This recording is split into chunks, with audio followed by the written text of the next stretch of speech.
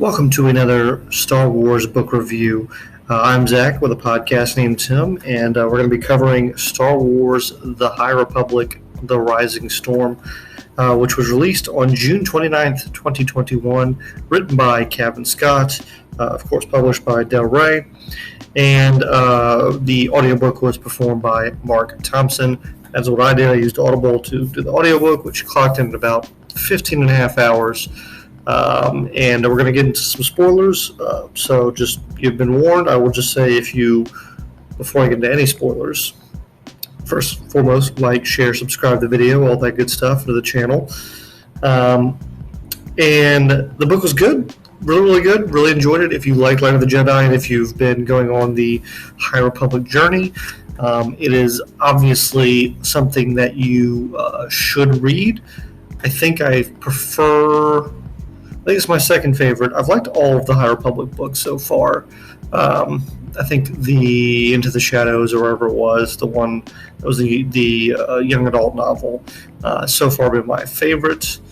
Then this, and then Light of the Jedi. But they've all been great. They've all been really good for different reasons.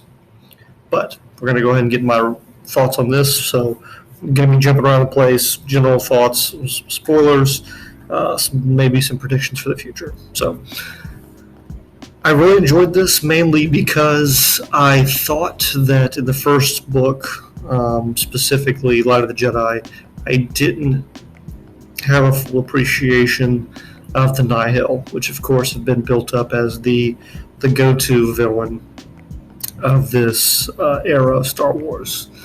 During the young adult novel that I mentioned, I think Out of the Shadows, I think is what it's called, we are introduced to a second main threat to the galaxy entitled the Drengir. And while the Drengir don't really appear in this necessarily, there's like one scene, if I remember correctly, you do know that threat is out there and occurring and is causing havoc on the galaxy. I really enjoyed, like I said, Marchion Ro. I thought that he has got such a menacing voice, which obviously Mark Thompson lending that is always helpful, but he's got this cult leader feel to him, which is unique and great. And I like the idea, although I'm a big, I like the Sith a lot and the struggle between light and the dark, but it is good to see a non-Force user be able to wreak havoc on the galaxy. Now there is a lot of, and I'll be curious to see how they're going to handle this, because we're only a couple books into the High Republic, and the Nihl in many respects have fallen apart at this point. A lot of this book is about Pan Ada, I believe his name is, and Lorna D, who are two of the Tempest runners underneath Ro, and how they are wanting to take control. They have found out about Ro's deal with Miss Santeca. I think it's Mary Santeca, who is the one really making the pass, which allow them to jump in hyperspace more. And they know that he is not the one doing all the work, and so they want to take control. And so that dynamic was interesting, because you could see that, look, pirates are going to be pirates and dark sides are going to be the dark side. They're going to have a lot of infighting, but for it to happen this early, I thought was interesting. We see some background from Marchion Ro here.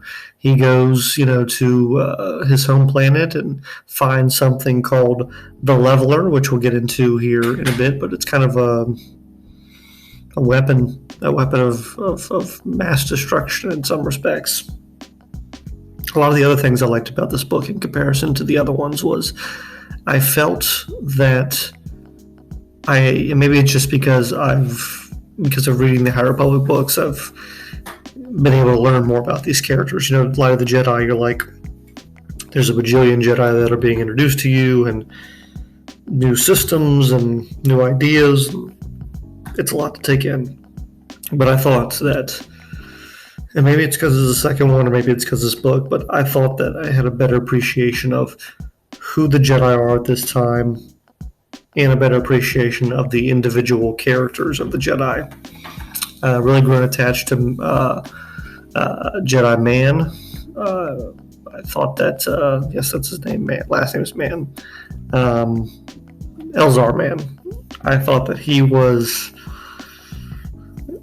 interesting to view, given that we had the Skywalker saga, and he was kind of repeating some of the same mistakes, and how the Jedi of this time, specifically his friend Stellan Geos, handled that, and Stellan was great. And different, and I liked all of them. And Bel's, there's just so many different characters. Bel's I think Zenithar, and watching him searching for his master, Lord, is it Greystone? Loden Greystone, I believe it is. And I know I'm jumping around a lot here, but just a lot. I really fell in love with a lot of the characters, and there was the second act of this book where there is a large scale attack by the Nihl. Was just really good, fast-paced action. The book did jump around a lot. There's 76 chapters, so some of them are just little snippets, and you're jumping around because there's so many different groups that are doing different things at the same time, and so they want to make sure that they're giving you that snapshot of what everyone's doing. That can be a little disorienting, but I thought overall this book handled it well. Basically, the idea is that the Chancellor, Lina So, wants to have a Republic fair on a planet. They're also trying to recruit, it's apparently the first one that's happened in a long time, showcase off all the great things that the Republic has to offer. And there is another senator who basically wants to put in place a defense force, a standing army for the Republic. And he is concerned that this is going to invite attack and tragedy. And he was right. The Nihl used this opportunity for this Republic fair to try and kill, and I thought they had at one point, and I was Lina So, the Chancellor. Elzar Man has a dark side moment. Loden Greystorm is killed, although they give us that hope of maybe he's going to be saved, and they kill him. So this took a lot of bold decisions because they have so many different main characters in some respects. We're introduced to a new Jedi, I think, or not Jedi, but Tai Yurik, I believe her name is, Force user who left the Order at some point, has become kind of a mercenary, sword for hire, gun for hire, whatever you want to call it, bodyguard. We're introduced to a different weapon, not even a leveler, a different one that can nullify the energy weapons, blasters, and lightsabers. So there's just a lot of interesting things introduced here. The Togruta, I believe it is, the Ahsoka's race, they're kind of being recruited heavily to join the Republic, and they form an alliance. So we're seeing a lot of interesting political dynamics and where the galaxy is. A lot of good action, a lot of good philosophy and character. Just had a little bit of everything. We see like where the Jedi are. We see their individual stories.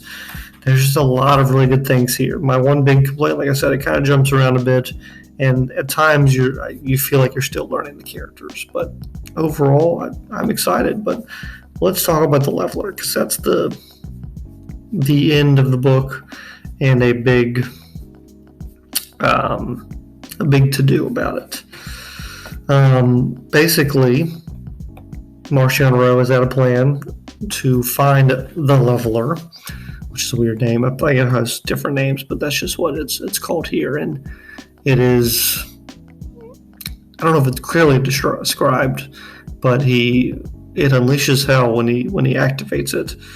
Basically, I think Bel Zenithar is just blinded. There's a lot of smoke and just like, I don't know, I would describe it as like pure dark side coming out, and Loden is turned to stone, and then it becomes dust. I'll be curious to see the true lineage and power of this weapon, but it is interesting, and it reminds me of, I think it's might be Malachor, I might be wrong. There's a planet that's in Star Wars Rebels that that Darth Maul takes Ezra to try and recruit him, and there's a Sith weapon there where everyone there is kind of frozen in time, in stone, and so I wonder if there's any connection to that or to the Sith, and I don't know. It was good. It was a really good book. There's so much that happens in this book. Again, 15 hours, and so many different characters that you can't really condense properly what happened in the book because it'd be too much to talk about. But overall, that is my general thoughts on it and some of the things that stuck with me the most after finishing it a couple days ago. Yeah, let me know your thoughts if in the comments below, and if there's particular things in the book that drew you in, and if you didn't like it, why? I'd love to hear that as well, because I can understand. I can certainly understand. But thank you for checking out this book review for the latest High Republic book. We'll do the next one. I think what's Tempest Runner, I want to say. When that comes out, the next young adult novel, I think that's the next one. Whatever the next young adult novel is, we will do that certainly. Again, thank you for checking this out, and we'll see you next time on a podcast named Tim.